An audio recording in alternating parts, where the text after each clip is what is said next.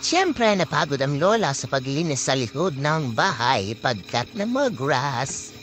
Nagluto habang ako ay naglilinis sa likod ay ako yung nagluluto ng adobo at naluto na ang adobo tapos na rin ako maglinis. Syempre, napagod ako.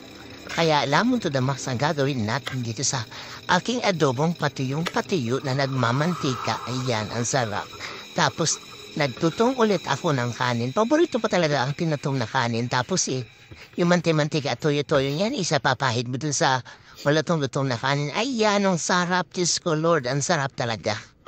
Ang sarap-sarap ng kain ko dyan. Ayan, kita niyo, ang dami yung adobo. Ilang araw yan kakainin namin naman ako. Hindi naman ako sumama sa mga anak ko na lumabas kasi kumain na naman sila sa labas. Hindi ako sumama. Pag ako ay nakain sa labas sumasama, ay tabi-tabi po ay nagpupurot talaga ako. Parang hindi ko talaga yung mga kinakain nila.